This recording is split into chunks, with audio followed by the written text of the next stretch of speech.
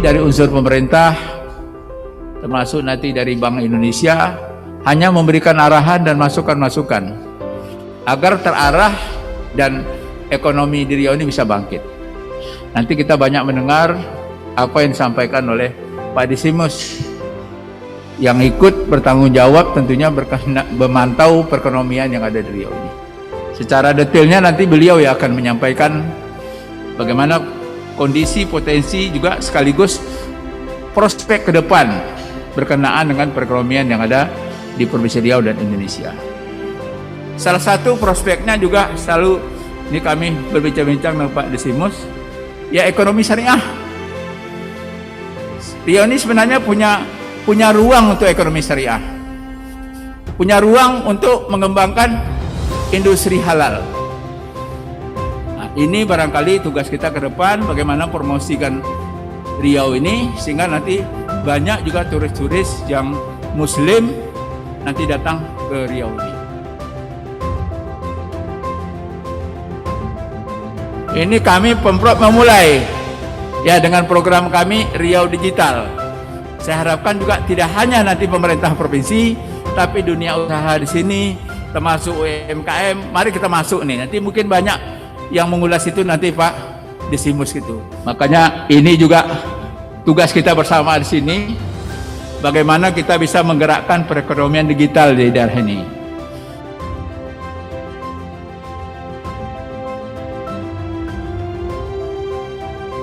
Ini ingin menyampaikan dua topik ini yang kami yakini merupakan masa depan Riau. Satu, hilirisasi. Dua adalah mengenai inklusi ekonomi. Migas tidak lagi menjadi masa depan kita, kecuali kalau kita menemukan cadangan minyak baru. Sektor pertanian itu adalah kunci dalam kesejahteraan masyarakat Riau. Sektor pertanian kalau kita bedah lagi itu 87%, ya hampir seluruhnya itu adalah sektor perkebunan. Yang mana itu kita tahu adalah sawit. Riau sama Malaysia itu dua-duanya sudah move on ke produk turunan. Tapi produk turunan yang seperti apa? Riau memang sudah melakukan hilirisasi sawit, tapi baru untuk 27 jenis produk ya. Dan sebagian dari Riau itu baru berupa barang-barang setengah jadi. Sementara Malaysia itu sebagian besar itu adalah produk barang-barang final. Ya jelas dari sisi nilai jual ya. Barang-barang yang sudah dijual bentuk barang jadi itu nilai jauh lebih tinggi ketika kalau kita menjual masih setengah jadi.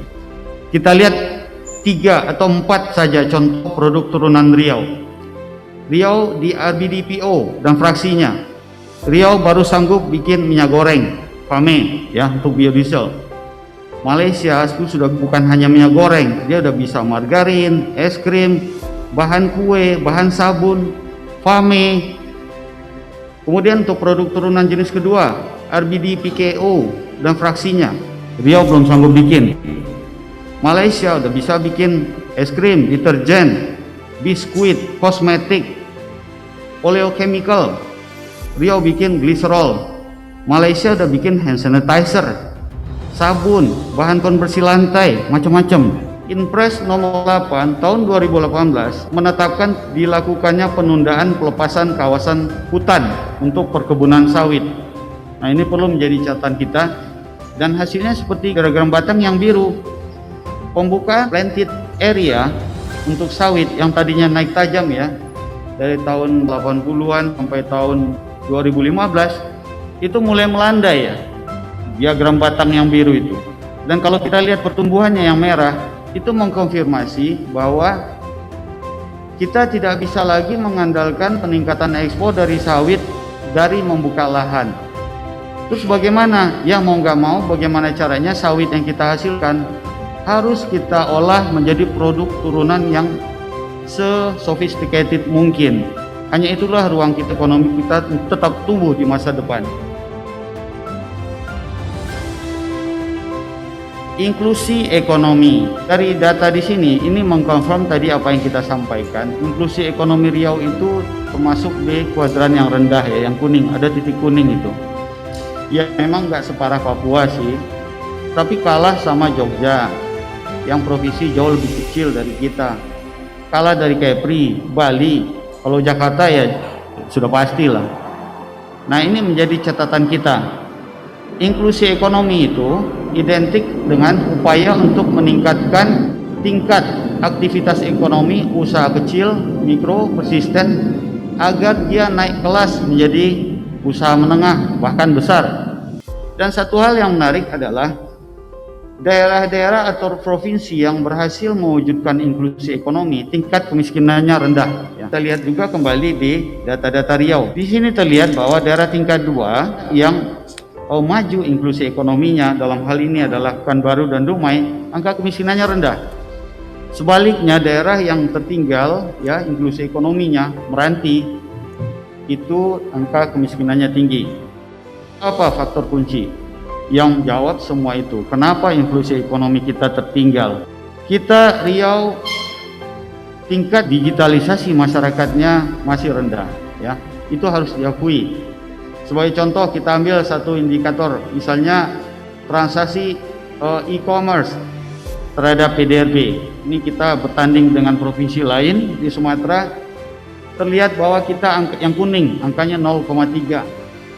Bandingkan dengan Kepri 0,71, hampir 2 kali lipatnya kita.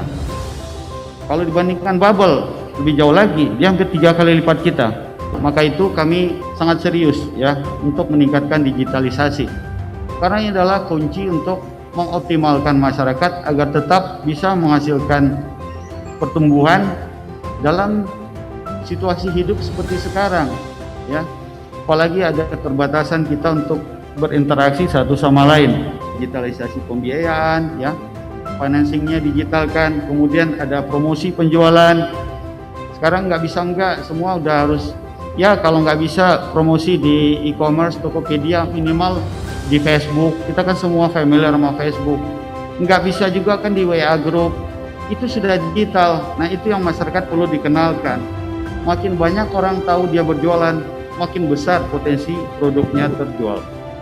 Dan tentunya kita harus mendukung, memperkenalkan masyarakat agar tidak takut-takut menggunakan alat pembayaran berbasis digital. Ya, kris contohnya, cukup membayar dengan handphone. Ini rincian program kami di tahun 2021. Satu, tadi mendorong pembukaan sektor baru.